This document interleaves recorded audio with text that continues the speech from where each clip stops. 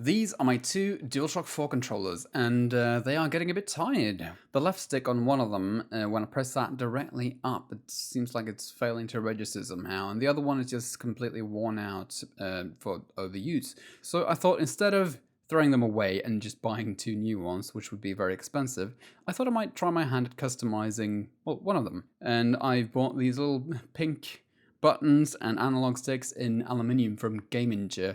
Only when they arrived did I realize that they're actually shaped like bullets, which is a bit, cringy, but they're pink. So that kind of makes up for it, doesn't it?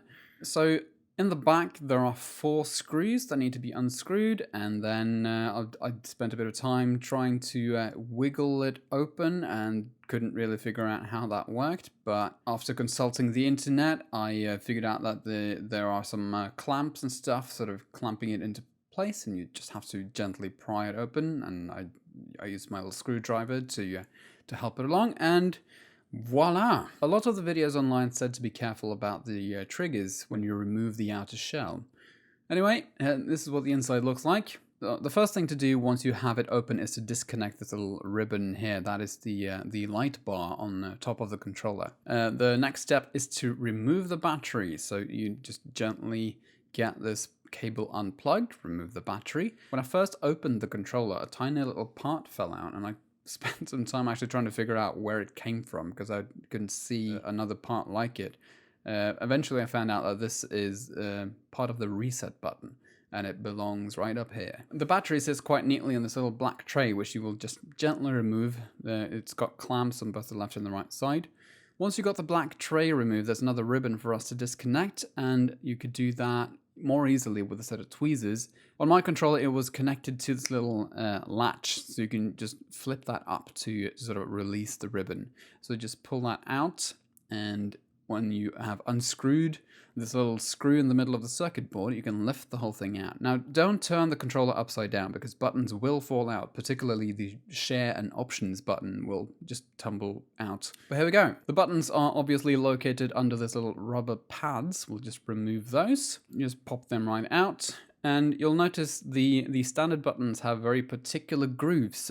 Only the triangle button will fit where the triangle button is.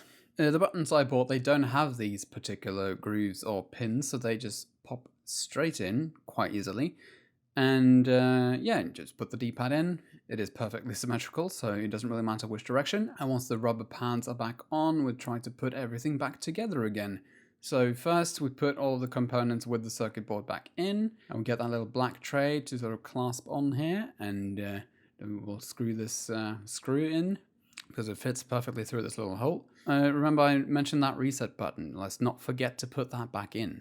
Right, and there we go. So now gently try to get the covers back on again and clasp them together. I spent some time actually doing that because I wanted to be careful and not break anything.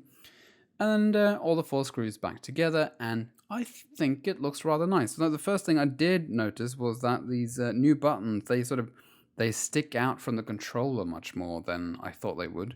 And yeah, they do look like bullet shells, and it is a bit awkward. So we've turned this tired old controller into something new, and I'm hoping now that aluminium will last longer. Thank you so much for watching this video. I hope you got something out of it, and I'll see you guys next week for something else.